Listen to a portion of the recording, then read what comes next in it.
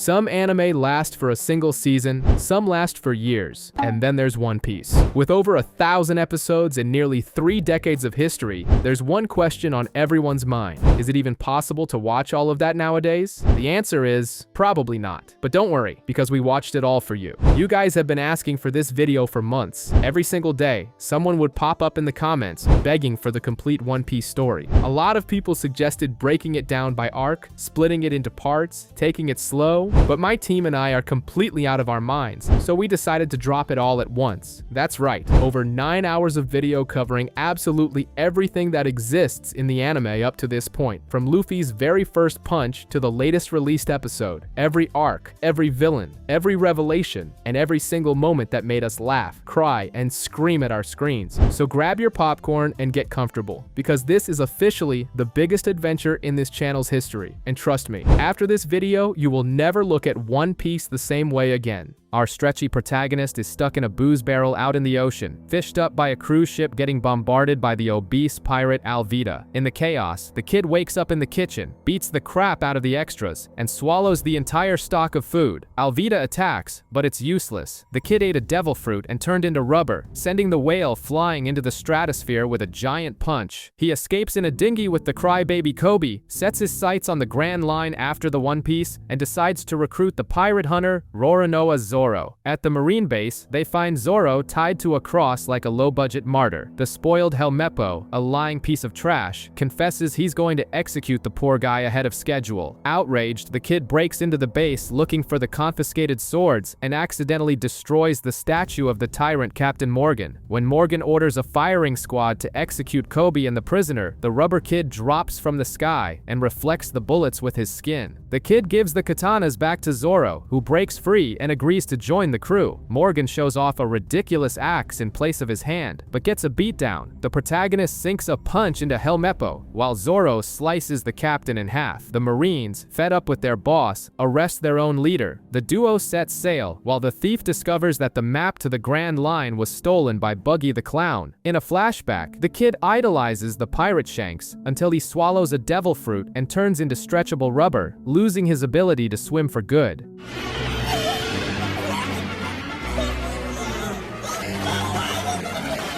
Shanks sacrifices his left arm to save the useless kid from a sea monster and passes down his sacred straw hat. Luffy, it's just an arm piece. I'll leave this hat to you. The thief Nami hands the human rubber band over as a gift to Buggy the Clown. Zoro slices the clown, but the severed hand attaches right back. Buggy ate the chop fruit and can take himself apart like a demonic Lego. Buggy sends the phony beast tamer Moji riding a giant lion, but the stretchy kid deforms both of their faces with a beatdown. The clown responds by blowing up the town, and Nami strikes up an alliance of convenience. Buggy fires another explosive ball, but the kid inflates his belly and bounces it back. Zoro uses his onigiri on the acrobat Kabaji and falls asleep like a bum. Buggy pierces the sacred hat with 3 knives and the kid flips out in a blind rage. In a flashback, Shanks inadvertently caused Buggy to swallow his devil fruit whole, making him lose his treasure map in the sea. In the present, Nami ties up the clown's stray body parts with a clothesline, and the kid sends the rest of him orbiting into the stratosphere. The idiot leaves the treasure behind for the local construction workers. Without a decent ship, the gang anchors at Syrup Village to beg for a vessel. There they meet Usopp, the compulsive liar who keeps screaming about pirate attacks only to get chased away, just as attention-starved as you are. When real pirates arrive, the stretchy protagonist reads the long-nosed kid's soul and deduces he's the son of Yasopp, Shanks' sniper. Klahadore, the stuck-up butler, denies them the ship and shreds Usopp's dignity by calling his dad a barbaric criminal. But Usopp and the rubber boy catch him red-handed. He is actually Captain Kuro of the Black Cat Pirates, planning to assassinate the wealthy heiress Kaya to inherit her cash. Django, the hypnotist,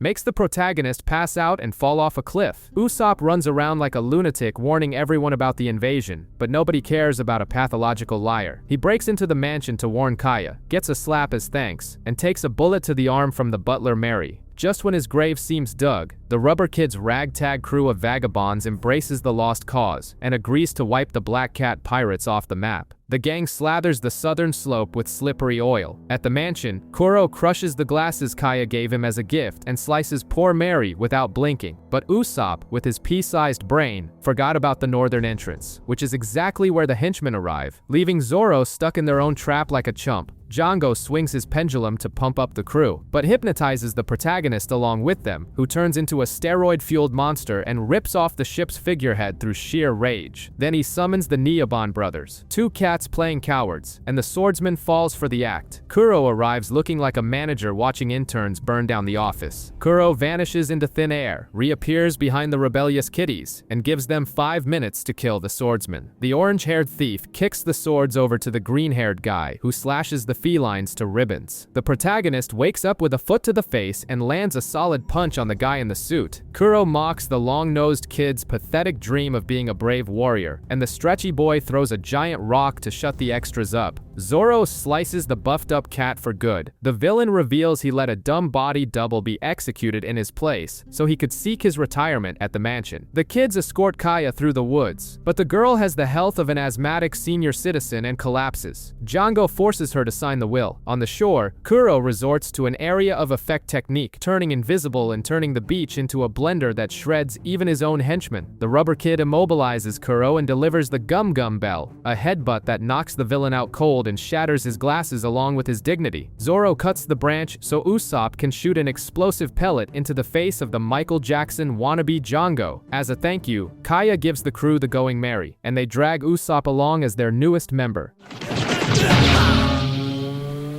Oh, hey, thanks, guys. It's a little ship.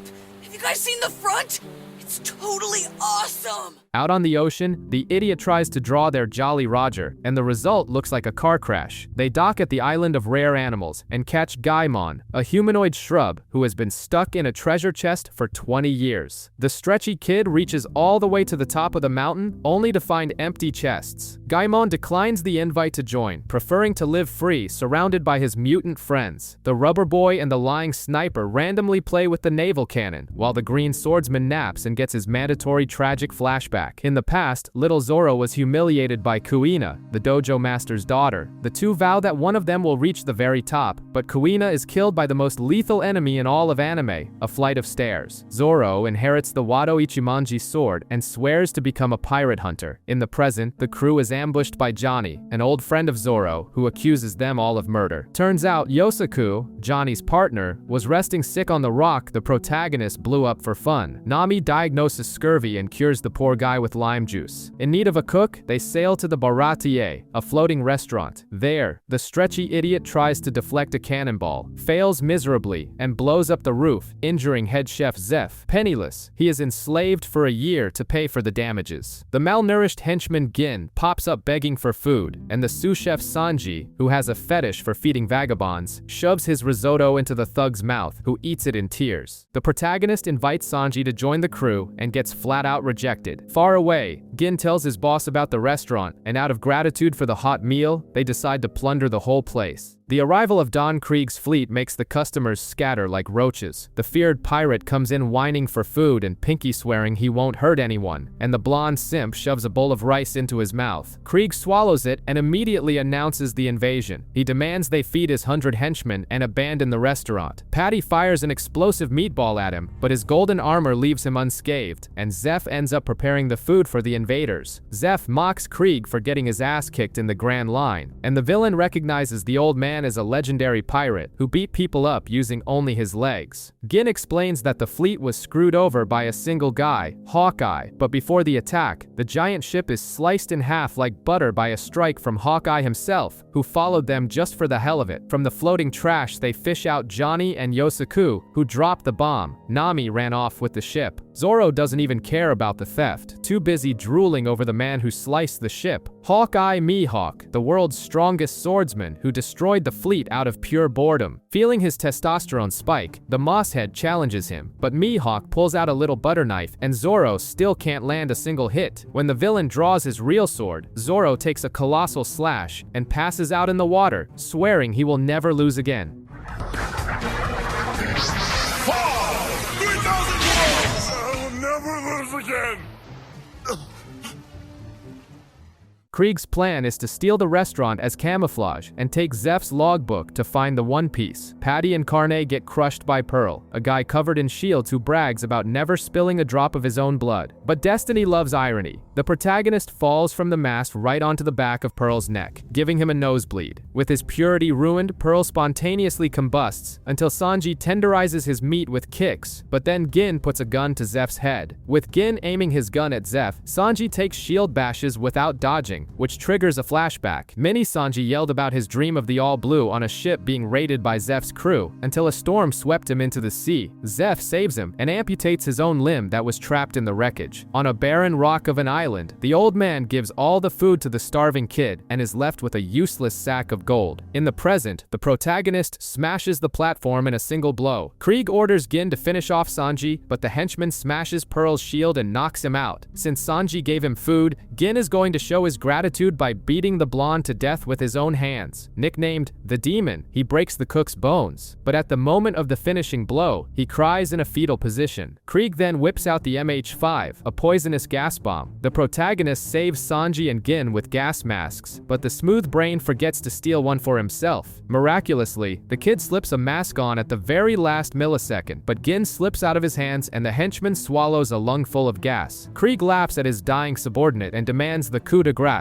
The protagonist runs like a maniac, ignoring bombs and spears, until he buries his fist into Krieg's ugly smile. Refusing the humiliation, the villain pulls out his mighty battle spear, a stick that blows everything up, but the boy tanks explosion after explosion and even shatters the spear's tip. When Krieg climbs the mast, thinking he has the high ground, he takes a rubber bazooka that cracks his armor for good. Desperate, he throws a net to drag the protagonist down to the bottom of the sea, but the kid grabs his face with his feet and smashes his head against the deck fin. Krieg wakes up throwing a tantrum and beating his own henchmen, until Gin knocks the captain out and announces their cowardly retreat. Far away, the orange-haired thief sails the stolen ship, shedding crocodile tears, babbling about freedom and someone named Bellemere. The protagonist begs the blonde to join the crew and gets a flat no to his face. Determined to kick the prodigy out for his own good, the chefs pretend Sanji's soup tastes like radioactive garbage. The blonde kid flips out, only to overhear Zeph confessing his plan to make the boy pursue his dream of the All Blue. With his heart softened, Sanji agrees to become the kid's chef. At that exact moment, a shark spits Yosaku out onto the deck, warning them that Nami fled to a fate worse than death. The crew sets off after the traitor, while the stolen ship approaches an island ruled by bloodthirsty freaks. Yosaku reveals that Nami headed straight for Arlong Park, the base of the most sadistic and scaly pirate in the East Blue, a jacked fishman from the Grand Line with strength that makes Krieg look like a circus clown. Zoro wants to barge in guns blazing, but gets captured like a sitting duck. During the interrogation, Arlong delivers his narcissistic speech about fishman supremacy, and Nami rubs it in Zoro's face that she's always been the villain's cartographer. The starving protagonist attracts Mumu, a giant cow with flippers, who becomes the ship's chauffeur after catching a beatdown. Zoro tests the redhead's loyalty in the dumbest way possible, tying himself up and throwing himself into a pool to see if she lets him drown. She fishes the idiot out but has him locked in a cell. In Kokoyashi Village, Nami cries at a grave, revealing her plan to scrape together 100 million berries to buy back the village. Zoro wipes the floor with the lackeys and bumps into Ha-chan, an octopus with a room temperature IQ who politely offers the enemy a ride. To prove she's a team player for the fish enterprise, Nami buries a knife in the long-nosed guy and kicks him into the pool to become fish food. The officers clap. The protagonist's ship crash lands into a rice paddy, and the gossipy bounty hunter arrives screaming that he saw the redhead dispatch the liar. Nami makes a dramatic villain-masked entrance, telling everyone to go turn into sushi somewhere else, but the protagonist lies down on the asphalt and takes a nap, flat out refusing the rejection. The long-nosed guy rises from the ashes and reveals she put on an Oscar-worthy performance, stabbing her own hand instead of his stomach. Arlong calls Captain Nezumi, a corrupt rat, to clean out her house, while Nojiko starts recounting the traumatic past of a certain Bellemere. The flashback. Bellemere, an ex-marine, kept the household running on a sketchy diet of tangerines and starved for the kids, while Mini Nami, an ungrateful brat, stole books to play pretend as a cartographer. The happy family reunites for dinner, but the universe loves a tragedy. The Arlong pirates invade, collecting a monthly life subscription, and the sisters run desperately to warn their mother. Bellamere tries to pump Arlong full of lead, but he chews up her gun like a toothpick. She throws the money in the fish's face and proudly declares the cash is for her daughters. Then, Arlong puts a bullet in her heart right in front of the girls, creating the fundamental anime protagonist trauma. Nami reappears with the gang's tattoo, revealing her plan to work for her mother's killer until she can buy back the island. In the present, the rat captain knocks on the door to confiscate the piggy bank it took her 8 years to fill. The rat confiscates the orchard's treasure, and Nami realizes the shark used a scumbag lawyer loophole to avoid giving the village back. When she argues, the rat shoots Nojiko in the back. Having a breakdown, Nami stabs her own tattoo until it bleeds and, swallowing her pride, begs the protagonist for help. He plops his straw hat on her head and agrees to clean up the mess.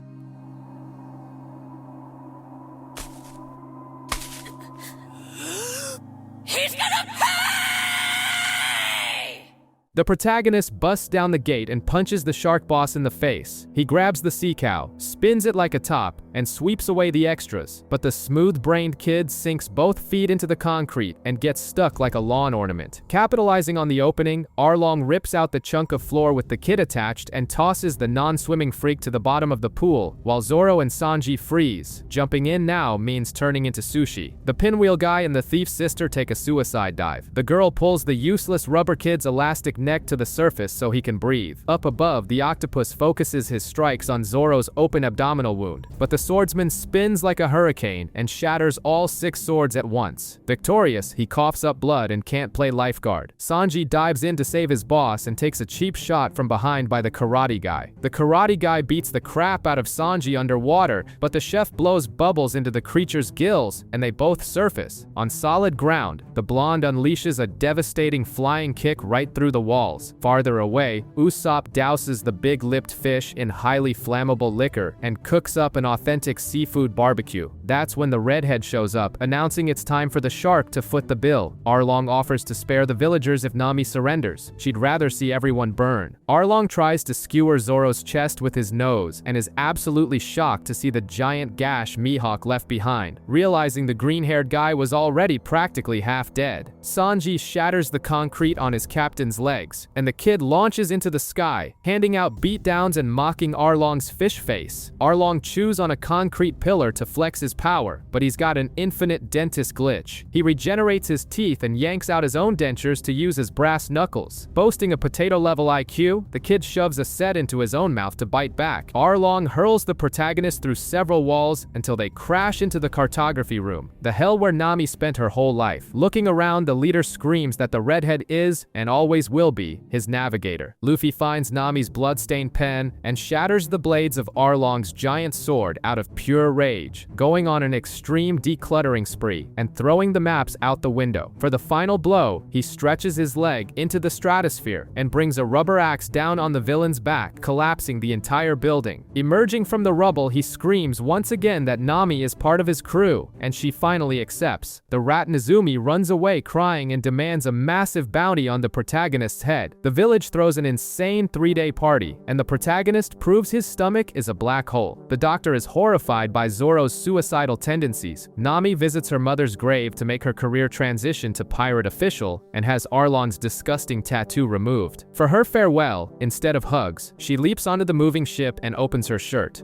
Dozens of wallets hit the deck, revealing she pickpocketed everyone on the way out. Even after being robbed, the villagers wave at their favorite psychopath. A capitalist bird chucks the newspaper at the crew's faces. The rubber protagonist is now worth 30 million berries. The useless full-body tries to farm some XP off him, but just catching a glimpse of the blonde cook's fringe makes him soil his pants and retreat. The washed-up clown goes on a solo journey. Buggy builds a raft thinking revenge is near, but gets chewed up and spit out by a giant bird like flavorless gum. He lands on another island, bumps into Gaimon, a humanoid shrub stuffed in a treasure chest, and the two idiots drown their sorrows in cheap booze. Later, he's rescued from a crab by a mysterious woman who is hunting the exact same protagonist he is. The old useless crew fled Orangetown with their boss's body parts. Thinking he'd kicked the bucket, leaderless, the beast tamer and the acrobat trade punches for the alpha male spot until they get crushed by a sleepwalking lion who is crowned captain. Then, a cannibal tribe surrounds everyone for a stew, but Buggy and Alvida show up and absolutely wreck the tribe. The troop of misfits lands in Logtown and scatters like cockroaches in a kitchen. mission. Smoker, the chain-smoking Marine captain with 2 cigars in his mouth, finds out the East Blue's highest bounty is in his turf, and, in a brilliant display of military incompetence, gives the rubber kid directions to the execution platform without realizing he just guided his own target. Meanwhile, Zoro bumps into Tashigi, crushes her glasses, and nearly has a heart attack when he sees she's the spitting image of his childhood friend who was killed by a staircase. Luffy challenges Smoker at the platform, but whiffs his attack and launches himself miles away. Tashigi forces Zoro to scrub floors at the Marine base to pay for her broken glasses. At a sword shop, he picks out the cursed Sandai Kitetsu, tosses the blade in the air, and sticks his arm out in its drop path just to prove he has more luck than brains. The blade lands without severing his limb, and the owner, absolutely floored by the sheer size of the guy's balls, gives him the cursed sword and the Yubashiri for free. The long-nosed guy picks a fight with a little kid, Carol, daughter of Daddy Masterson, a bounty hunter with the name of a retired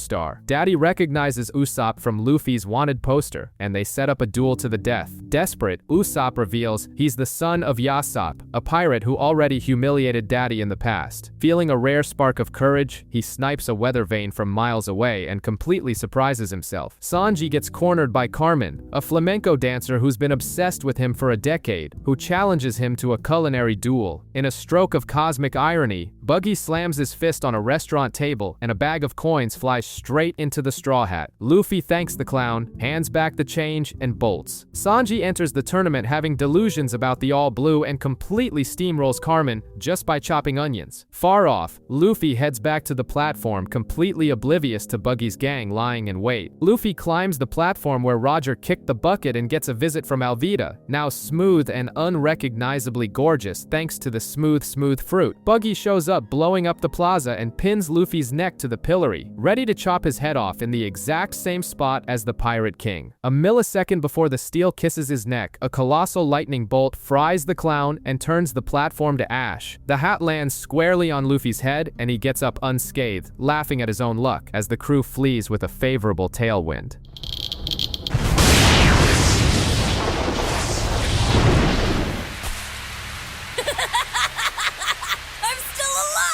The fugitives are cornered by the Marines and the loser duo, Buggy and Alvida. Tashigi demands a duel because Zoro lied, but the Mosshead plays the "I omitted, I didn't lie" card, and the steel starts singing. Luffy clashes with Smoker and finds out the hard way that punching smoke gets you nowhere, until a green-hooded freak pops out of nowhere and unleashes a colossal gust of wind that clears a path for their escape. At the beach, Usopp lays down covering fire to save Sanji, and Luffy stretches his arms, grabs everyone like ragdoll, and yeets the crew onto the ship, with the villains swearing to hunt them down like obsessed exes. The crew make their vows on a barrel and set sail for the Grand Line. When they finally reach the Grand Line, the ship rides down the mountain like a deadly water slide, and once the fog clears, Sanji realizes the stone wall is actually a gigantic whale that could swallow his whole neighborhood without chewing. The rubber guy tries to hit the brakes by firing the cannon, crashes into the beast, breaks his sheep figurehead, and pissed off,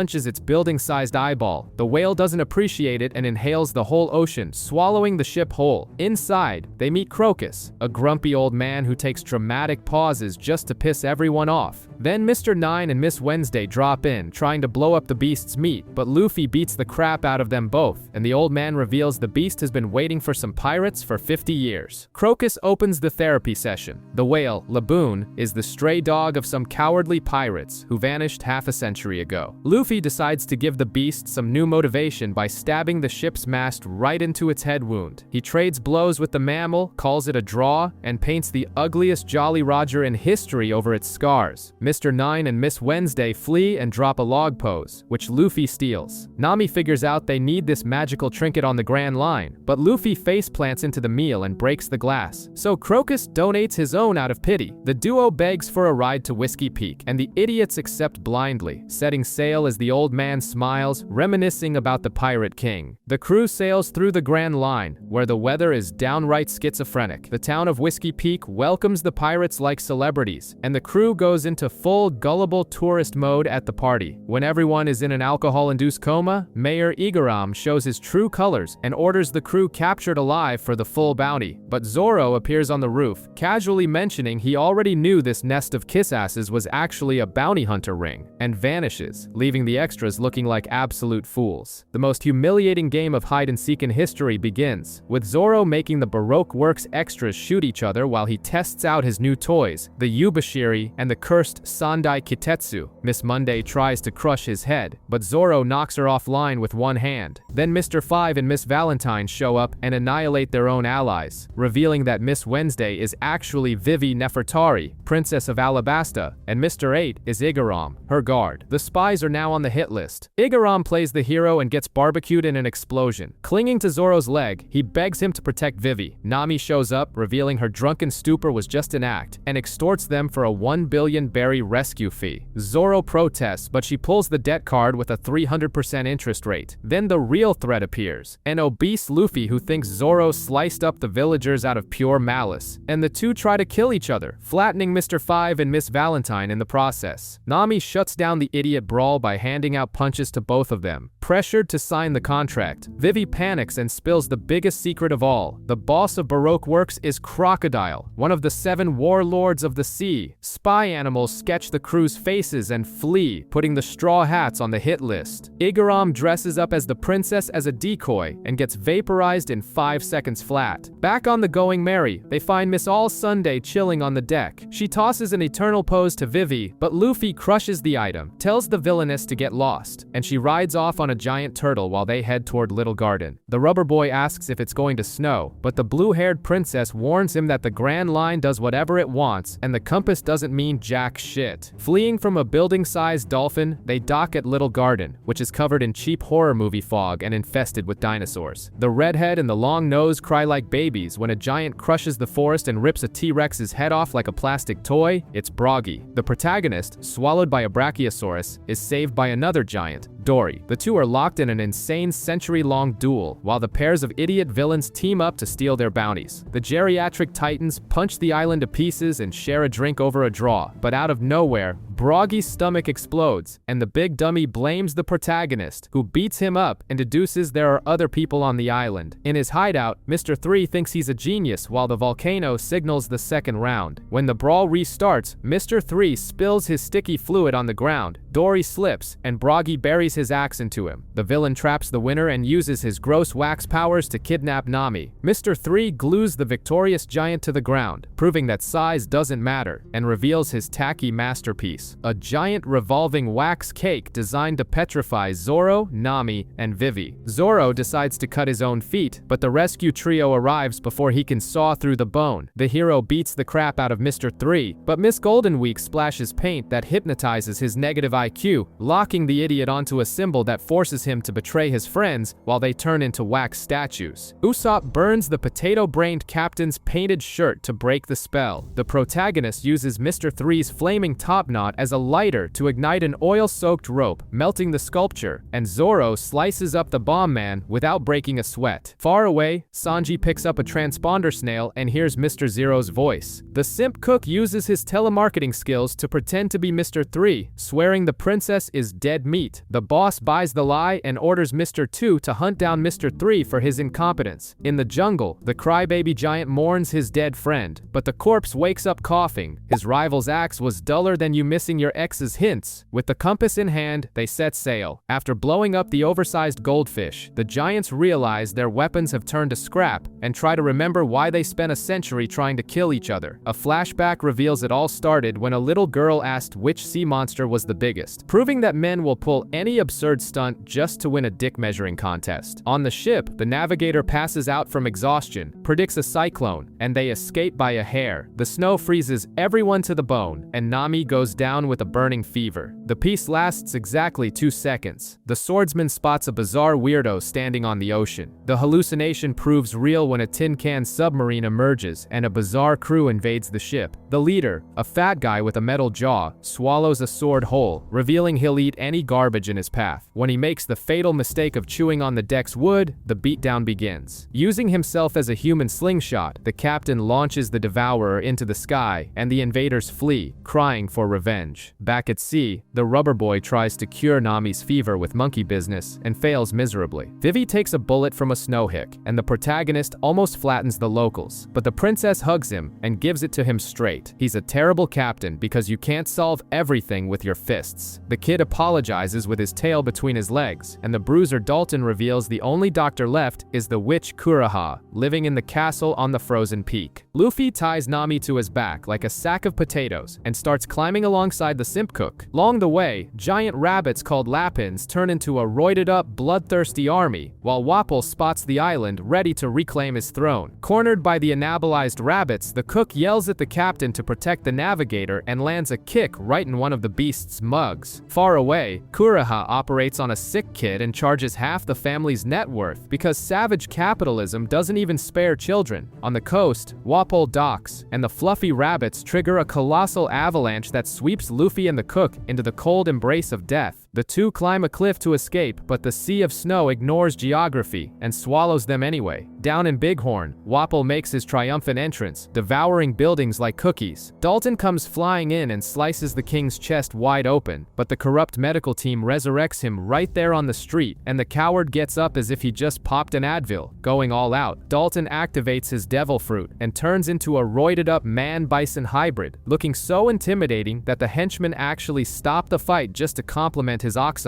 fruit. Carrying a feverish Nami, the protagonist bumps into Wapol, but completely ignores the king and keeps walking, which severely offends his posse. The giant rabbit he helped earlier shows up with its long-eared gang to hold off the villains. The green-haired swordsman arrives in town, recognizes the same idiots who invaded their ship, and steals a soldier's coat and boots in a completely justified mugging. Luffy tears his fingers to shreds on the rocks and reaches the top, passing out in front of the reindeer, who confirms the fever came from a bug bite called Kestia. Nami wakes up to a cowardly talking animal, while Kuroha warns her she would have been dead in 2 days, and, as punishment for being weak, she's going to rot in bed for another 3. The raccoon dog Chopper drools over the patients until Luffy wakes up starving and decides he'd make an excellent reindeer steak. Kuroha explains he ate the human fruit, giving him the ability to speak and a furry bodybuilder mode. Nami invites him to be the crew's doctor, and the old hag unloads his tragic backstory. Outcast by the reindeer and hunted by humans, living in total isolation, just like you in high school. Luffy invades the lab and almost scares Chopper to death, but with the maturity of a 5-year-old, he just tickles him to watch the glass shatter, invites the reindeer to join the crew, and gets rejected. The word friend triggers a flashback of Hiraluk, a quack so incompetent he tried to cure a patient with frog extract and turned him into an amphibian. He found Chopper shot in the snow and stripped naked in the freezing cold to prove he wasn't a threat. Kuroha reveals the old man has 10 days to live and wants to prove to the little guy that miracles do happen. Luffy gets locked in a room, but locks are a joke to him. He steals the key and eventually sniffs out Wapol's garbage scent. In the flashback, Chopper goes after a magic mushroom that supposedly cures any disease, returning missing an eye and with a broken leg. Kuroha beats the stuffing out of him and shatters his innocence. There's no such thing as a magic cure, and he's just given his adoptive father a lethal poison. Down in town, Hiraluk discovers Wapol lured him into a trap, and having been played for a fool, blows himself to pieces. Chopper arrives too late and gets tossed in the dungeon for daring to be a decent person. Wapol barely breathes the air at the summit before eating a rubber-powered punch that sends him flying into the abyss. But his henchmen fish the obese king out before gravity can do its job. Frustrated with being a punching bag, he swallows both his subordinates and spits them back out fused into a two-headed abomination, Chess Marimo. To hurt the raccoon dog, Wapol shoots at Hiraluk's flag, but the protagonist catches the mast mid-air, raises the skull and crossbones back up, and tanks an explosion without even blinking. The kid plants the Mad Doctor's flag on the tower and throws himself at the king and his freak show, but the mascot steals the show. Chopper Chopper swallows a shady pill and goes on a hallucinogenic trip that grants him 7 different forms. The Chess and Moss fusion tries to gun him down, but Chopper wrecks everything with hooves fueled by pure animal rage, and scanning for weaknesses with his roided-up brain completely flattens the freak. Wapol quietly sneaks away. Far away, the medical board revives Dalton, who wants revenge, forcing the green-haired swordsman to carry his heavy ass up the mountain. Inside the castle, the thieving navigator gets her hands on an expensive coat and bumps into the idiot king stuck in the staircase. In a fit of sheer madness, Wapol eats his own flesh to slim down and tries to devour the girl, but takes a monumental dropkick from the rubber boy. Nami, with capitalism flowing through her veins, charges 100,000 berries for the wrinkled coat. On the roof, Wapol takes a kick and the protagonist launches the king straight into orbit. Dalton bows to the reindeer, but the villagers scream that the creature is a monster, and Chopper runs away. The touch-starved reindeer sits on the roof, shedding tears of self-pity for his adoptive father. Down below, the witch demands all the treasure on their ship as a medical bill, but the navigator, more dangerous than a loan shark, pulls out the armory key she pocketed and blackmails the old hag into forgiving the debt. When Luffy corners his target, Chopper delivers a melodramatic speech about being a freak unworthy of love, but Luffy just tells him to shut up and get on the ship. Acting as the unstable mother figure she is, Kureha hurls swords at her own pupil as a goodbye. Chopper straps the pirates to the sled and plummets down the cable car lines, while Kureha and Dalton fire the crazy doctor's magical pink dust, turning the mountain into a colossal cherry blossom tree and making the dead master's delusion come true. Far from the frozen continent, the crew throws a pathetic party where the captain shoves chopsticks up his nose to entertain the new recruit. Chopper reveals he can also talk to animals, leaving everyone's jaws on the floor, realizing they recruited a miracle doctor disguised as emergency food. He then finds his medical bag in the sled. The sadistic old hag had a soft heart after all. A local arrives with a wanted poster, warning that a guy named Ace passed through hunting Blackbeard, telling Luffy to look for him in the desert. And the witch reveals that the pirate king's real name was Gold D. Roger. The princess finally spills her suicidal plan: invade Alabasta to face off against 2,000 of Crocodile's mercenaries, an untouchable big shot backed by the government. Meanwhile, a ballet dancer with grotesque makeup beats up his own crew as they head for the desert. The Pupu pirates sack Nanohana like cheap vandals until Crocodile appears on top of a building, striking a dramatic villain pose. When the crew stabs him and discovers his body is made of pure sand, the madman summons a tornado that sucks all the moisture out of the NPCs, leaving them all like dead raisins. Back on the Going Merry, the crew fishes out a drowning weirdo who introduces himself as Mr. 2. He wipes his hand across his face and proves he cloned the face of King Cobra, Vivi's father, revealing he's a Baroque works agent. The crew sets foot in Alabasta, and Nami demands good behavior, which lasts exactly 2 seconds before the brain-dead protagonist bolts off looking for food. Vivi and the giant duck hide under a blanket, Usopp's most stupidly brilliant idea yet. Chopper ends up kidnapped and taken to Koza's rebel base, while the rubber idiot tosses an old man's illegal stash of dance powder into an incinerator, thinking it was poison. A shirtless lunatic faceplants into a plate at the Spice Bean restaurant, proving that narcolepsy is a high-level sport, and is revealed to be Portgas D. Ace, a white-beard commander hunting for his little brother. Luffy launches himself into the joint like a missile, burying Smoker and Ace, crams the entire restaurant's inventory into his mouth, and dines and dashes on the owner just like you do when the waiter turns their back. When Smoker gives chase, Ace blocks him with flames, and Luffy casually drops the bomb that the guy is his older brother.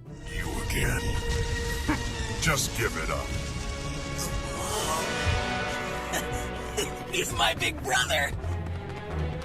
The Straw Hats flee like cowards, and Luffy gets lost again, bumping into his brother for an arm wrestling match over a barrel and rejecting Whitebeard's invitation with a flat-out no to his face. Some pathetic billions surround the brothers, thinking that killing Fire Fist will earn them a promotion, but Ace uses his flames like an outboard motor, obliterating the entire enemy fleet with a single punch of fire, and reveals he's heading to Yuba to roast the traitor Blackbeard alive. In Alubarna, King Cobra does damage control worthy of a canceled influencer, while Vivi sends the duck Karu to cross the desert alone with a letter about Baroque work schemes. The crew faces Kung Fu dugongs who start idolizing Luffy after getting beaten up, and they arrive at the ruins of Erumalu, where Vivi explains that the dance powder created fake rain to frame the king for the drought, making Luffy blow up a building in a fit of rage before marching to Yuba. The trek through the sandy hell begins, and Luffy already tries to suck up the crew's water like a defective vacuum cleaner, earning him a beatdown from Nami. Luffy almost swallows a lethal scorpion thinking it's shrimp. Giant lizards attack, one swallows Ace and gets blown up into a flaming barbecue, and Nami baptizes the rescued camel Eyelashes, who only carries the girls and leaves the idiots out in the hot sand. The march toward Yuba continues with Luffy, Usopp, and Sanji fighting over a drop of water, until Nami asks for the 11-year flashback. A brat named Koza storms the palace yelling at King Cobra about the drought as if the throne had a rain button. They form a sand gang where Vivi becomes vice leader, and then Koza marches off to nowhere to build the Yuba Oasis. Back to the present, Vivi drops the bombshell that this Koza is the leader of the rebel army they're about to punch. A washed-up bounty hunter named Scorpion aims his bazooka at Ace, but his useless ostrich swallows the fuse and disarms the shot without anyone noticing. Two kids fish up Luffy using meat on a pole and beg Ace to capture this Scorpion guy, not knowing he's their dad. Ace punches the old man with the ease of crumpling paper and hands Luffy a mysterious piece of paper, warning him they'll meet at the top of the pirate world before vanishing like a fiery ghost. Nami gives up on the collective stupidity and sews Ace's paper into Luffy's hat, while Crocodile and his goth secretary decide the country will end in 2 days. At Spider's Cafe, the gathering of the worst assassin cosplayers gets out of hand, until the Spike Woman shoves everyone into a carriage. In Yuba, the pirates don't find any oasis, just a post-apocalyptic simulator swallowed by a sandstorm, where a fossilized old man named Toto cries sand, revealing that his own son became the rebel leader. Luffy discovers Toto's master plan to stop the sandstorm, while in a fancy casino, the hitmen finally realize they work for the suited Crocodile, and Crocodile sucks the moisture out of Mr. 3, tossing the dry husk to the crocodiles with bananas on their heads. When it's time to march to the base, Luffy calls the crying princess a naive idiot and rubs it in her face that individual sacrifice is a joke, making the royalty finally let out a river of tears and accept reality. The crew decides to hunt down the reptilian mobster at a casino a day's journey away, and the bearded king, after the giant duck stumbles into the palace with a vital letter, discovers that the national hero is the true sadist, and orders the army to march on the enemy base. In Rain Base, the pirates try to be discreet for 2 seconds before crashing into a bar right next to the chain-smoking Marine. The group scatters like cockroaches, Chopper goes blind with complimentary glasses, Zoro runs from the carbon copy of his childhood trauma, and 4 idiots stumble right into the villain's lap. The 4 intruders raid the casino screaming the names of the villain and the princess, step on an obvious trap door, and plummet into a basement cage, dragging the grumpy Marine down with them. Inside the cage, Luffy magically loses his strength, and the Marine beats him down with a sea-stone-tipped juti. The Crocodile shows up laughing with his arms crossed. The multi-armed woman folds the human falcon like meat origami and drags the princess to the basement, and when she tries to slice the villain's neck, the blade goes right through pure sand, while he declares that the operation to disintegrate the kingdom has officially begun. Crocodile spills the beans and explains his Operation Utopia to a shocked Vivi, while the king is swapped out for Bentam's ballerina cosplay, who steps up to the podium in Nanohana, ordering the total annihilation of the city. The rebel Koza tries to stand up to the imposter and takes heavy fire from the fake guards, and with the city up in flames, Bentham orders the disguised goons to burn the rest. In the casino's VIP cage, Vivi breaks free from the ropes, but the sand smoker has potato-level coordination and drops the key straight into the mouth of a crocodile with a banana tumor on its head. The villain turns on the faucet and announces the room will become an aquarium in an hour, but the snail phone screams with the voice of the non-existent Mr. Prince, whom the crew immediately recognizes as their simp cook. Smoker gossips that the villain's assistant is Nico Robin, a wanted criminal for 20 years, and Crocodile confesses that the key Vivi chased after was a fake. The real one was in his pocket all all along. In an act of pure madness, the rubber captain orders Zoro to save the Smoke Marine's life, and Smoker, shocked by the audacity, lets them escape while the other Marines just drool. The reindeer doctor and the camel show up surfing on a perverted giant crab, guided solely by the scent of the navigator's perfume. Crocodile's golden hook lassos the princess, but the stretchy captain grabs the girl mid-air and hitches a ride straight to the villain's face. Crocodile gives himself 3 minutes to humiliate the kid. Every punch phases through his useless sand until the villain creates a quicksand pit, dries out the pirate's arm, and impales the kid's abdomen with his golden hook. With a hole in his stomach, the protagonist uses water mixed with his own blood to rehydrate his arm and grab the sand boss. Spooked by the stretchy zombie, Crocodile tosses the kid into the quicksand and bails to the capital. Robin pulls the protagonist back out and returns his hat, and bleeding out, he just screams, demanding someone put a nice piece of meat inside him. The Baroque Works assassins wait for the crew, but the pirates arrive riding the bizarre ducks, all wearing identical cloaks, forcing the villains to split up like idiots. But Vivi isn't even with them. She stays in the desert to stop the war by screaming her lungs out. A savior on horseback appears, the big-nosed sniper, but he calls Karoo a simple bird, and Vivi instantly realizes it's a sham. The fake Usopp reveals himself to be the cross-dressing ballerina, Mr. 2. The cook ditches the cowardly Longnose, beats up soldiers from both armies along the way, and declares himself the ultimate simp who only fights for women. While Mr. 2 tries to exterminate Vivi, the duck Karoo climbs a cliff flapping his wings but takes a bullet and collapses, bloodied, until Sanji comes flying in to take over the fight. Elsewhere, Zoro and the thieving navigator run face first into the blade man Mr. 1 and his spiky partner, who charge straight at Nami for being the most useless piece on the board. The obese old lady Miss Merry Christmas digs tunnels like a rabid mole, and the deformed dog sneezes explosive baseballs that the fat batter Mr. 4 smashes right into the heroes' faces. The reindeer mascot swallows a rumble ball, figures out the holes are connected, and lets the dog sneeze a ball straight into one of them, roasting the villains down below. Seeing the disadvantage, the mole drops the psychological bomb that the rubber captain got gutted by the sand boss. The raccoon fools the chubby batter with a smokescreen, making him smash his own partner, and Usopp uses Chopper's antlers as a slingshot to launch a hammer right into Mr. 4's snout, who swallows his own explosive ball and bites the dust. Meanwhile, Sanji trades kicks with a weirdo swan ballerina who uses cloning, but the ultimate simp only drools and drops his guard when faced with Nami's face, proving that a pretty woman is his true kryptonite. Sanji takes a humiliating beating because his brain melts every time the swan puts on Nami's curves, but after getting beaten like a dog, he notices the swan needs to change back to his own ugly mug before attacking. In the desert, upon hearing the word food, the sniper resurrects from playing dead and demands Chopper's entire bread. Meanwhile, Zoro discovers that Mr. 1, an old Baroque Works acquaintance, ate a fruit that turns his body into a walking meat grinder, and now he has to figure out how to slice pure steel if he doesn't want to turn into pirate pate. The princess remains in denial, whining that her rubber pirate couldn't have died, while Crocodile blames her just for kicks. The porcupine woman spikes Nami's shoulder, who whips out her new baton full of swagger, only to discover that Usopp is a bastard troll who built a kids' party magic kit, doves, flowers, and a harmless spring-loaded boxing glove. At the palace, the desert's mobster king pins Vivi's dad to the wall. He couldn't care less about the civil war. The only thing he wants is the weapon of mass destruction named Pluton. The crocodile reveals he planted a giant time bomb in the plaza to blow everyone up at 4:30, and the king agrees to take him to the basement to show him the ancient poneglyphs. On the streets, the navigator brews a homemade storm cloud that fries the villainous and then activates the baton's ultimate mode, trapping the assassin in a pocket tornado that launches her through several buildings. Meanwhile, Zoro crosses swords with the bald guy and realizes the dude's arms are harder than stale bread from the Baratier, but instead of backing down, he cracks a psycho smile, seeing slicing pure steel as the perfect training to become the most overpowered swordsman in the world. Roronoa Zoro continues embarrassing himself against Mr. 1 because his toy swords can't cut steel, and he even gets a whole building dropped on his head. But the Moss Head remembers the drunken philosophy of his stoned old master. A swordsman who cuts nothing can cut anything. He acts like a madman, claiming he can feel the rhythm of all things, cleanly slices a rock in half, and, finally understanding his teacher's trip, proves his butter knife now cuts steel, defeats the assassin in a single strike, and passes out like dead weight. The Kicking Claw force storm the palace to save King Cobra, but Chaka reveals the idiots drank hero water, a magical steroid that grants strength strength but kills in minutes, so Crocodile just turns into sand and watches their biological time bombs tick down to zero. The villain spits in Koza's face that Baroque works caused the drought of the past 2 years, and when the kid finally convinces the crowd to stop fighting, he gets riddled with bullets by an undercover agent. Crocodile throws sand in the fan and summons a massive sandstorm that blinds everyone, and the Baroque works spies shoot wildly in all directions, making the army and the rebels go back to killing each other. The villain dangles Vivi off the cliff like a trash bag and lets go, but straight from the sky, Luffy comes flying in riding a glorified Birdman and catches the princess before she turns into a pancake. He stretches his arms for round 2, lands a punch to the snout that makes the villain bleed for the first time, and reveals the scientific secret. A little moisture completely wrecks this phony warlord. Vivi warns that a giant cannon will blow up everything in a 5-kilometer radius in 10 minutes. Crocodile pulls rank, saying he is one of the 7 warlords of the sea, and Luffy replies, dumb as a rock, that he must be the 8th. The kid swallows an entire barrel of water, turns into a bizarre pregnant lady dubbed Water Luffy, and spits right in the villain's face. Miss All Sunday kidnaps King Cobra, and Crocodile calls her by her real name, Nico Robin. On the roof, playtime is over. He absorbs all the water from Luffy's body, turning him into a dried-up raisin. Luffy was beef jerky about to turn to dust, but the water he had spit out falls in a well-timed splash, hydrating him back to life. Nico Robin finds the massive poneglyph. Crocodile demands the secrets of the ancient weapon, Pluton, but the archaeologist just recites a boring history lesson, so the dictator realizes she's holding out on him and fires her with a death sentence. King Cobra triggers the tomb's self-destruct in a suicidal burst, and Crocodile laughs, reminding them he's made of sand, and slips away through the cracks. Up above, the princess's sandal breaks, but her suffering triggers an epiphany about where the bomb is hidden. Usopp's flare summons the Baroque works scum instead of their allies, so the long-nosed sniper scratches a chalkboard to burst their eardrums and escapes with the scraped-up princess. Luffy crashes into the tomb and punches the mobster's arrogant face, coating his fists in his own hot blood. The coward then pulls the cover off his hook, revealing a needle soaked in deadly poison. With 30 seconds left until the end of everything, the clock tower doors open, and Sanji and Zoro find a ridiculous sniper couple laughing with their fingers on the trigger. In the tomb, the poison needle strikes Luffy's shoulder, and the venom numbs his flesh. Meanwhile, Nami cooks up a chaotic plan to launch Vivi to the top of the clock. She stacks Chopper on a crouching Usopp, fires a hurricane with her Climattact, and the gang tosses the princess from one to another until Zoro acts as a human shield against the gunfire, while the reindeer hurls Vivi inside the tower. She rips the fuse out with 5 seconds to spare, but Crocodile mocks them, revealing the warhead has a built-in timer. Vivi collapses in frustrated tears, and Pell shows up dragging his dead wings, drops a holy monologue, grabs the bomb, and flies off until he's vaporized by the explosion. Even with the Birdman turning into barbecue, the shockwave sweeps through Alubarna, and to prove that humanity is incurable trash, the citizens rise from the rubble just to go back to stabbing each other. In the tomb, Luffy refuses to die. He gets up panting and kicks the villain's golden hook with such brute force that it shatters the weapon. From then on, it's a pure beatdown. He inflates his body, twists his stomach, and shoots off like a missile, unleashing a machine gun barrage of punches that crushes the sand claws, and the villain is blasted through meters of solid bedrock and spat up into the sky. The first rain in 3 years pours down on Alubarna. The people drop their weapons, and peace is forced back into place while Crocodile kisses the pavement.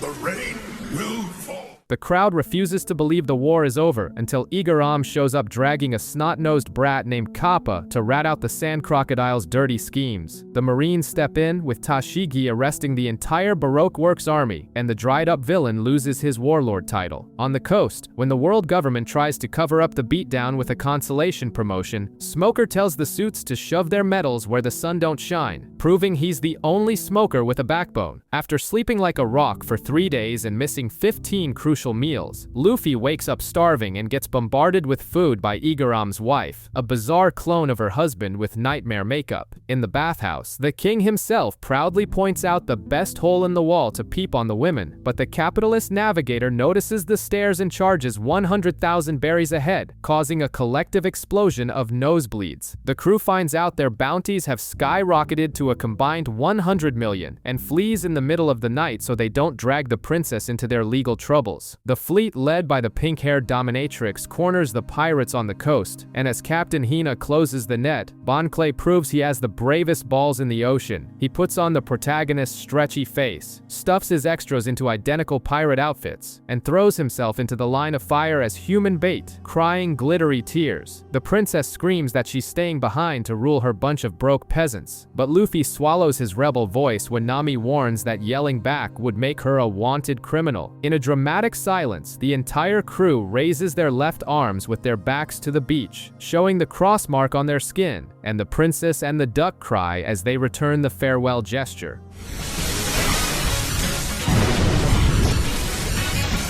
The military smoker secretly smiles for letting the pirates escape, and we find out the Birdman who flew off with the nuke simply survived, proving that biological death is a temporary joke in this universe. The crew keeps getting sprayed with bullets until the cowardly sniper throws rusty metal pipes overboard, which puncture the marine ships and secure their getaway. Then the cabin door opens and spits out their archenemy Nico Robin, who reveals that Luffy committed the unforgivable crime of saving her when she just wanted to embrace the void. So she demands he become her new official babysitter, and the protagonist accepts on the spot. Robin buys the group's loyalty by bribing Nami with jewels and tickling the monkey brains of the captain and the reindeer, and within 5 minutes, the entire ship has been domesticated by a wanted archaeologist. The Sky literally vomits a whole ship right on top of the gang, almost crushing the Going Merry, and Nami's log pose points straight up like it's on drugs. Robin warns that the thing is actually locking onto a sky island, and Luffy immediately orders everyone to fly up there. Luffy returns from a near-fatal dive holding a miraculous map of Skypiea, and Nami makes her slaves, Luffy, Zoro, and Sanji, scuba dive using hoses through the sunken galleon. When the primate Mashira shows up declaring himself the Salvage King, Luffy calls him a monkey, and the creature's melted brain takes it as the ultimate compliment until a colossal turtle swallows the old wreckage whole and surfaces next to the Merry, traumatizing everyone. The turtle chews on the ship like an afternoon snack with the trio's hoses stuck in its mouth, but the sky goes pitch black in the blink of an eye because titanic monsters are blocking the sun. They flee the scene, kicking Mashira out of the way because charity has its limits for ugly beasts, while Robin stealthily steals an eternal pose from the monkeys, pointing to the island of Jaya. Far away, Buggy's clowns fail at hunting Captain John's treasure, and Buggy craps his pants in fear when the pyromaniac Ace spawns on his ship and passes out on the deck. In Mocktown, Nami forces her pet meatheads to swear they won't fight. On the way, Luffy gets an apple from a crusty old man and almost chews on gunpowder, and in a filthy bar, he nearly throws down with the toothless Blackbeard arguing over the taste of a cherry pie. Then the arrogant blonde Bellamy smashes Luffy's face into the counter without warning, and when Nami asks about the Sky Island, the whole bar laughs their asses off. After the blonde's cringeworthy speech saying the era of dreams is over, Luffy decides this human trash isn't worth a drop of his sweat, and refuses to lift a finger while taking a free beating. Bellamy punches Luffy and Zoro for free, and orders the two to be thrown out like biohazard waste, and when a henchman tries to buy Nami like merchandise, she spits in his face, calling them all pathetic cowards. The bum Blackbeard drops a dramatic speech saying Luffy won by not fighting back and that a man's dream will never die. Back on the ship, Robin saves the day with a map pointing to a madman kicked out of town for dreaming too big. On the way, the orangutan Shoujo belts out sonic waves, shattering everything, and the crew flees with bleeding eardrums. Usopp cries while fixing the ship with duct tape while the rest want to throw the piece of junk in the trash. And following the map, they find a carnival palace that's just a cardboard cutout hiding a tiny shack. Nami discovers the children's picture book of Nolan the Liar, who brought a king to see gold, and literally lost his head. The old man Cricket is rescued from decompression sickness after diving like a suicidal anchor for his great-grandfather's treasure. He confirms that skyfish exist, and the gang gets pumped to invade the sky with the monkey's push. Cricket explains that the darkness from earlier was a giant cumulonimbus cloud, and that the only way up is to ride the knock-up stream, an explosive waterspout that is basically aquatic Russian roulette, and that they need to capture a live southbird to act as a feathered organic compass. The The crew splits up to hunt the directional poultry, ending up in tarantula nests, getting stuck in the mud, and taking beehives to the head, while Bellamy's gang arrives drooling over Cricket's gold, and the two monkeys from the Saruyama Alliance roll up their sleeves to settle things with their fists. After being humiliated all day by wildlife, the woman with 1,000 hands captures the South bird effortlessly, but they return to find the camp destroyed and the monkeys with their faces smashed into the dirt. Bellamy beat up the old man, stole all the gold from years of suicidal dives, and dropped his cheap line about the era of dreams. Luffy sees the enemy crew's mark on the Mary's hull and his rubber brain boils. He refuses Zoro's help and promises to settle things before dawn. In some random bar, a drunkard stumbles upon some fresh bounty posters and nearly has a heart attack seeing that the bounties of the two guys who got beat up earlier are higher than Bellamy's own. Just as he shoves it in everyone's faces, the doors are kicked wide open by Luffy, screaming the Spring Hyena's name for a reckoning. The Spring Hyena bursts into laughter when the rubber boy demands the gold back and starts bouncing off the rooftops like a frog on a caffeine overdose, repeatedly smashing Luffy into the ground, but the scrawny kid gets up like he just got a pat on the back. When Bellamy launches his final attack, Luffy simply cracks his knuckles and sinks a colossal punch into the blonde's face, driving the arrogant prick's head into the dirt and knocking his lights out for good, declaring that his next destination is the sky. The world's greatest swordsman smiles reading the news at sea, while the five elders freak out over red-haired Shanks wanting to hit up Whitebeard and needing a new warlord. A giant bear, a pink flamingo, and the vampire swordsman show up for the gossip, while the hairy giant Teach smashes a lackey's face and zeroes in on the kid's 100 million berry poster. Old Man Cricket delivers a cliché speech about how searching for the city of gold and being the butt of the joke is the essence of romance, thanking them for returning the treasure, while Luffy bullies the bird with the OCD of only looking south. They steer the ship straight into the suicidal whirlpool, and the cowardly trio begs for their lives, crying like you do when the Wi-Fi drops. Right then, Blackbeard pulls up drooling over the 100 million, shoving the posters in their faces, and revealing that Zoro is also worth 60 million. But instead of being scared, the two idiots brag about their high numbers. At the exact right moment, Mother Nature spits out the knock-up stream at max power, ejecting the Mary into the sky thanks to Nami's absurd navigation skills, while Blackbeard's trash raft is turned into toothpicks, leaving the bounty hunters floating like wet rats. The ship is vomited into the White Sea and loses its little toy wings. The long-nosed sniper drowns, gets revived by a reindeer's mouth-to-mouth resuscitation, and immediately dives into the clouds, discovering the hard way that there is no bottom. A masked madman with a bazooka crushes the monster trio in 5 seconds, until an elderly knight on a bizarre bird knocks the attacker into the water. At Heaven's Gate, an old hag with chicken wings demands 1 billion extols per head. But since they're cheapskates, she just snaps their picture and prays for God to strike them down with divine punishment. A super jacked lobster spits the pirates out in Skypiea, where the angel girl Konis plays tour guide. The captain fails miserably at riding a waiver, but the navigator steals the vehicle and drives it flawlessly, destroying the old man's pride. The orange-haired thief is already in the one place she shouldn't be, cruising straight into Upper Yard where the supreme god resides. The navigator stumbles upon a tone dial recording death screams and gets a front-row seat to a poor bastard being hunted by lunatic priests until a colossal lightning bolt fries the guy to dust. She realizes that dodging the old lady's toll was the worst idea of the day, and flees, returning just as the White Beret's leader announces that divine judgment has arrived to collect the bill. McKinley, an IRS auditor on steroids, turns every breath into an unbailable crime. The rubber captain puts his foot down and handles diplomacy with his fists, wiping the floor with the guards. Konis feeds them some nonsense about a getaway cloud, and the second she turns her back, the Super Express shrimp,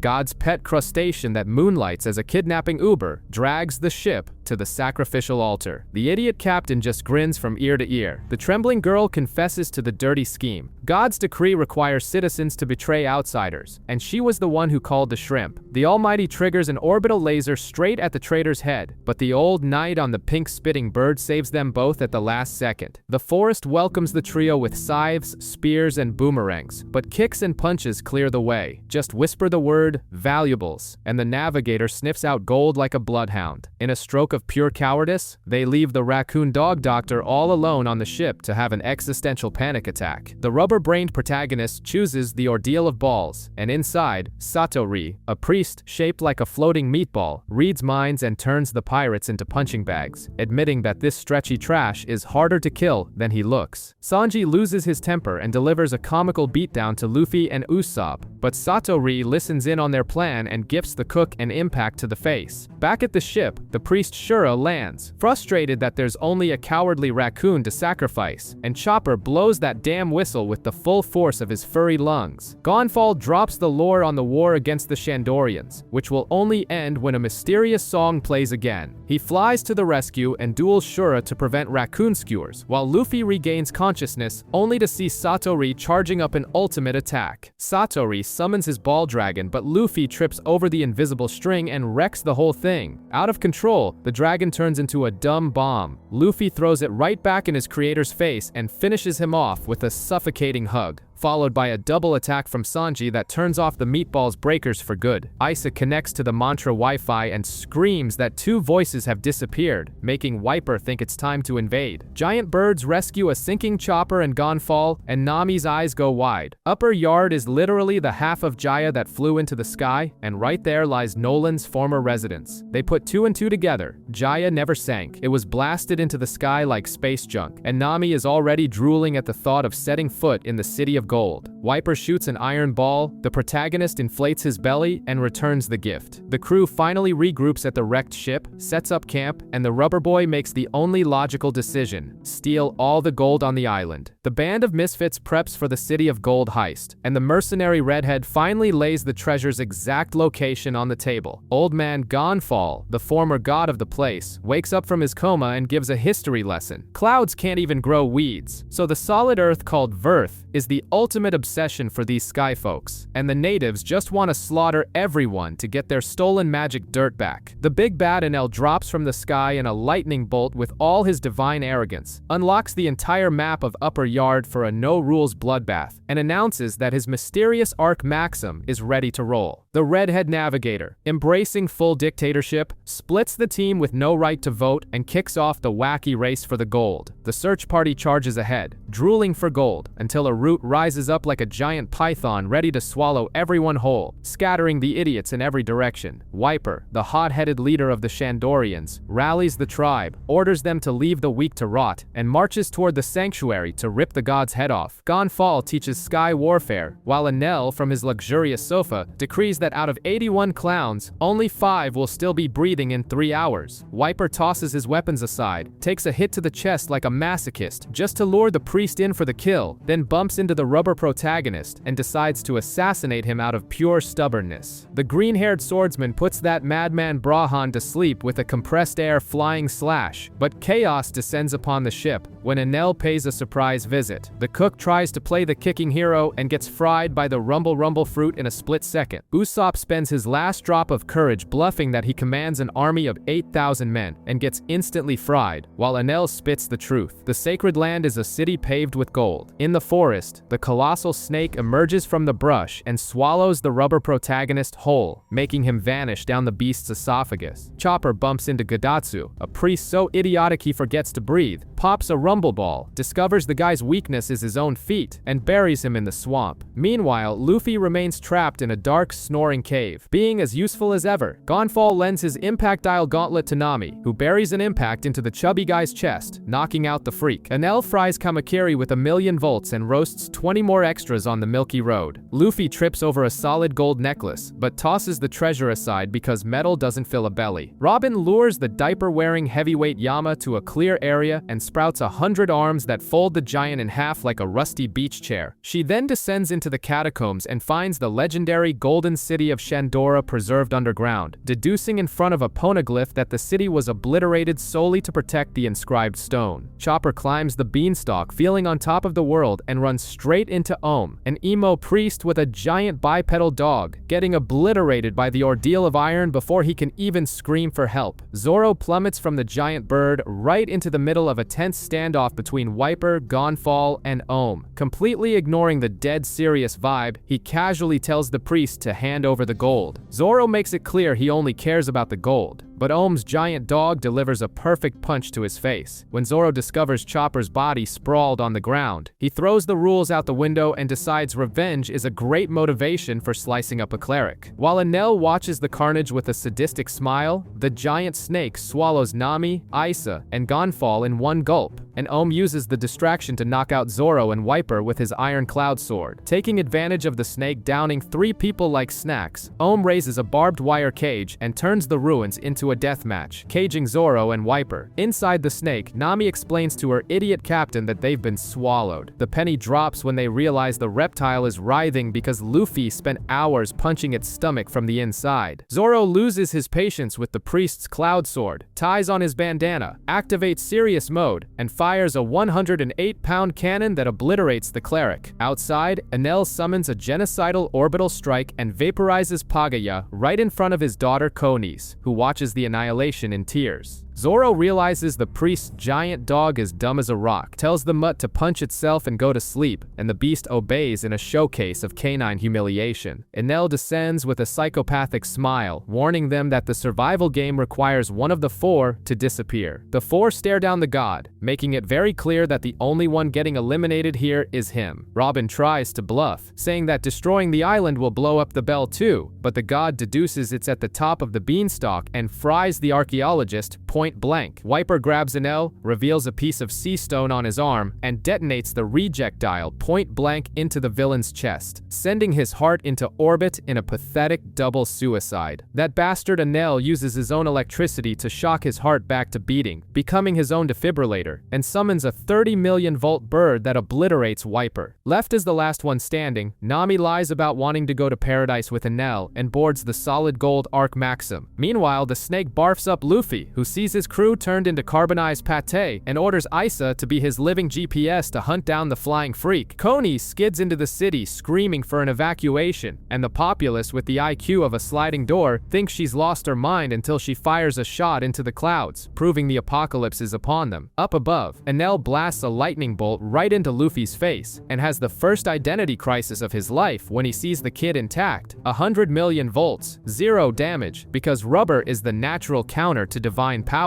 Enel breaks a cold sweat, realizing lightning is useless against rubber. He heats his golden staff into an incandescent spear and activates Death Pia, vomiting black clouds to fry even the bacteria on the island. Back in the ring, Luffy turns off his brain, goes into octopus mode, and pummels the golden god with chaotic blows that bypass his mind reading, squashing Enel like a bug on a windshield. Luffy lands a massive punch that blasts Enel against the golden wall, but the god melts the metal into a giant ball around the pirate's hand and throws him overboard to sink like an anchor. Meanwhile, Sanji activates his simp radar and drags a terrified Usopp into a suicide rescue mission on the ship. Enel carbonizes the cowardly Usopp, but Sanji kicks what's left of him onto Nami's waiver, tells them to bail, and takes a lightning blast to the chest. Sanji stays on his feet just long enough to thank the villain for lighting his cigarette before passing out. The ship then starts choking up because the cook sabotaged the phony god's toy. Usopp hooks Sanji's smoking carcass and jumps in a kamikaze move, getting rescued by Nami on a soft cloud. Meanwhile, Enel reveals a backup engine and goes back to operating the apocalypse. Luffy arrives, dragging the weight of his own golden ball, and while Enel obliterates Angel Island, a greedy old hag is still out here trying to charge a boarding fee at the end of the world. Enel focuses his lightning on the Shandorian village just to be a jerk, pressing Wiper's nostalgia button for a 400-year flashback. We meet Noland, an explorer with a chestnut for a head. On an island where the natives are dropping dead from a fever, he jumps onto the altar and chops off the snake's head before they can sacrifice the virgin moose. Kalgara, Wiper's savage great-grandfather, attacks him foaming at the mouth, but Noland chews out the village and promises to cure the plague in a single day. The villagers want to make a holy barbecue out of Noland's crew because of an earthquake, but when another giant snake shows up, Kalgara uses his brain and slices the beast in half, freaking out that he just killed another god. Noland rubs it in his face, that the fever has a cure, saves the village with some tree bark juice, and out of nowhere becomes best buds with Kalgara, who takes him to see Shandora, the city of gold. The doctor reveals that the sacred trees were cut down because they were rotting with the fever, but it's too late. Noland has already set sail. Kalgara runs to the beach crying like a rom-com protagonist missing their lover's flight, promising to ring the golden bell until the end of time. Years later, Noland returns, doesn't find the gold that ended up in the stratosphere, and is executed as the biggest liar in history. Enel finds the bell and drools over the relic, while Luffy tries to turn himself into a human slingshot, but gravity remembers it exists, and he falls flat on his face. The false god drops a colossal black cloud ball and deletes the city from the map with an arrogant shout of Raigo, but the useless rubber boy refuses to back down. Zoro runs through the lightning bombardment and slices the giant trunk in half, but takes a 1,000,000-volt shock to the forehead and drops dead in his tracks. Wiper hears Noland's sad story, melts like a baby, climbs the plant, and fires a shockwave that finally brings down that damn beanstalk. Luffy surfs the falling trunk in freefall toward the villain's ship and unleashes a fireworks attack that tears right through the storm, proving that the bad weather was just for show. Enel cranks it up to 200 million volts and turns into a fat electric monster, but the kid walks up his arm like a runway and smashes the golden ball into the false god's chest, sending him flying until he headbutts the golden bell.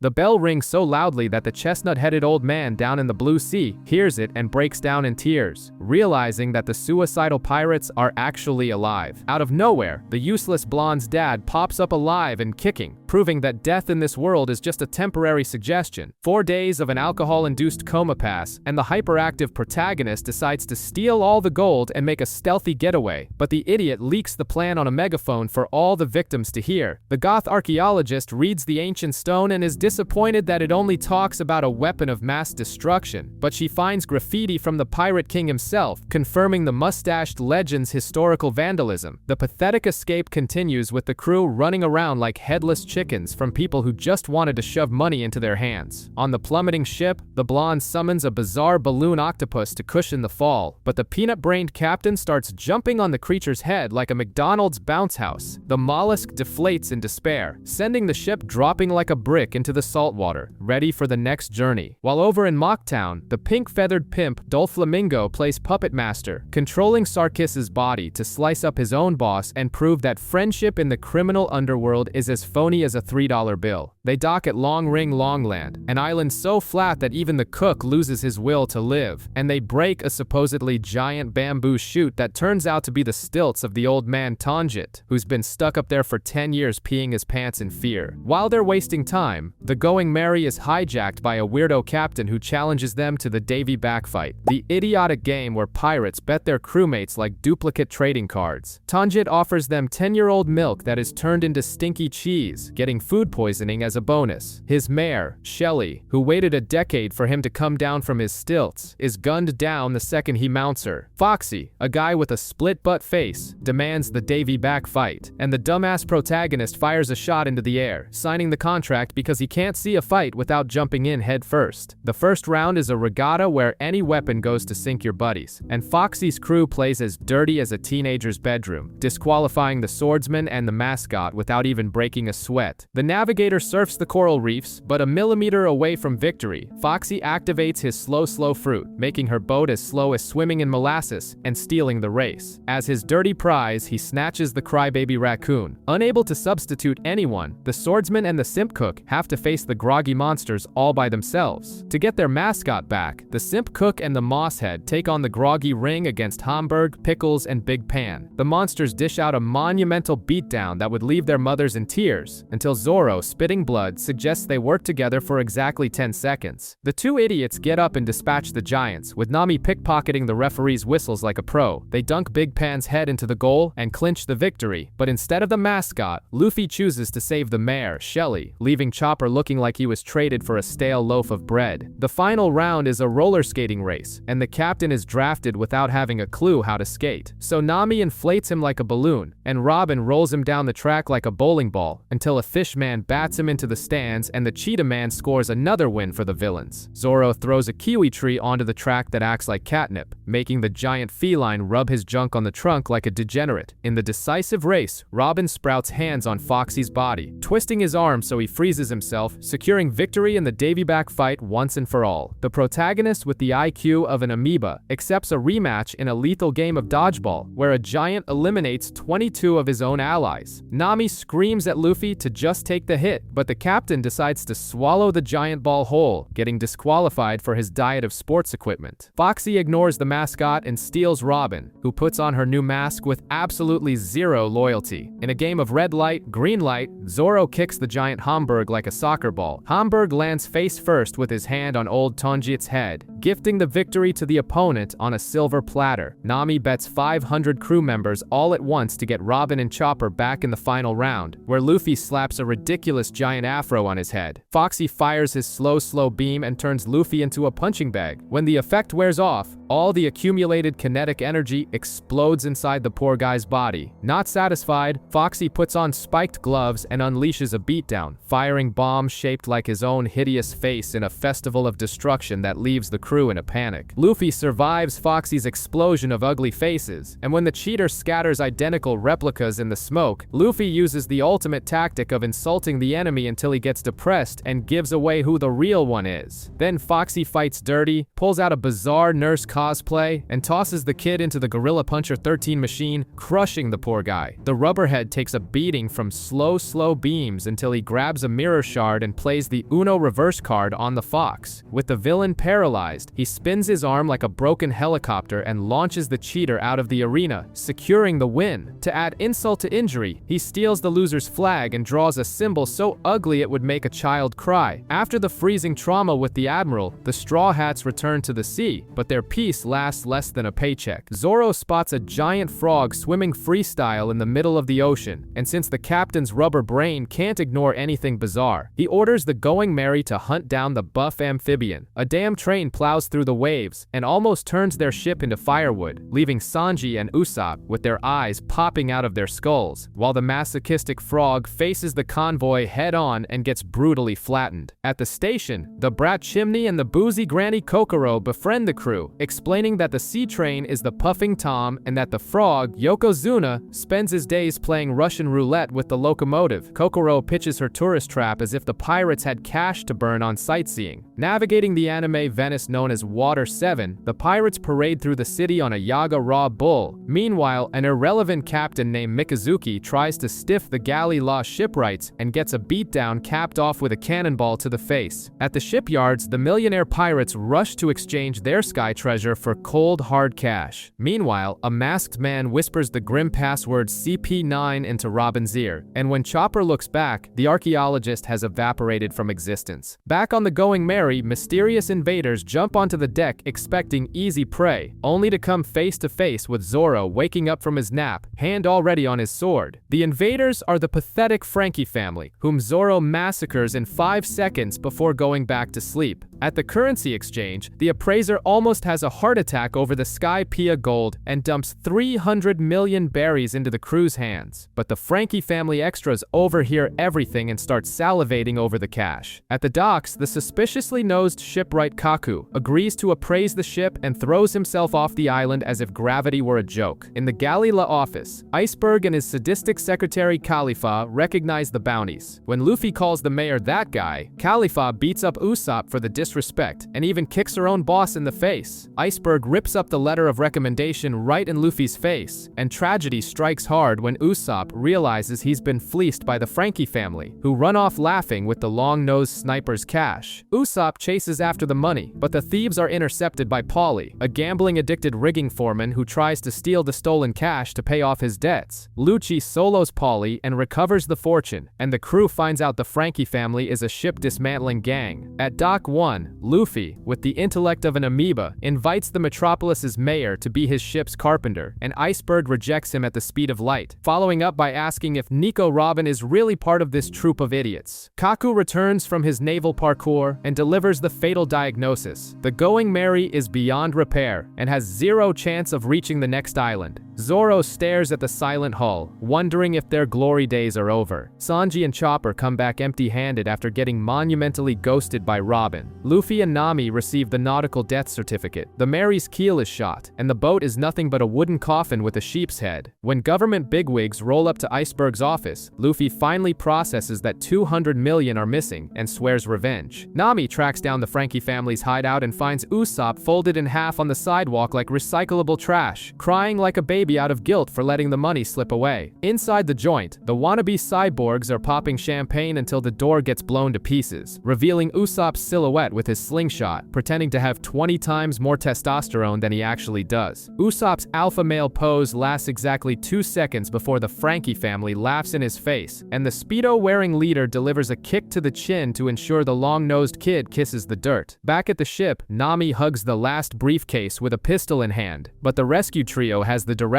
sense of a potato and gets lost until Chopper finds the pathetic blood trail. The Straw Hats crash the Frankie family's party and slaughter the entire gang in the blink of an eye, while Frankie catches a train, blissfully unaware of the massacre. Having lost his patience for playing tag, Luffy decrees they're heading back to the ship for a tragic reason: to prepare the Going Merry's funeral. Usopp wakes up from his beatdown-induced nap to receive the worst update in history. Robin bailed, the money went up in smoke, and the crew decided to scrap the Going Merry. Since denial is the first stage of grief, the sniper snaps and accuses Luffy of tossing the ship in the trash just because it's broken. Deep down, the crisis isn't even about rotten wood. It's about his screaming insecurity that he's the next useless thing to be discarded. The drama escalates. There's shouting and finger-pointing, and Usopp quits, abandons the crew, and challenges a rubber monster to a duel for the custody of the defunct ship. Right on the dot at 10 p.m., the long-nosed kid arrives at Scrap Island practically begging for a beating. Usopp opens by vomiting fake blood like a trashy movie actor, blinds Luffy with a flash dial, blasts his ex-captain with rotten eggs, shoves hot sauce down his throat, and rains down shurikens, finishing it off with flammable gas that swallows them both in a colossal explosion. Luffy survives, punches a caltrop bomb that turns his hand into a pincushion, but when he goes to finish it with a bazooka, Usopp blocks it with an impact dial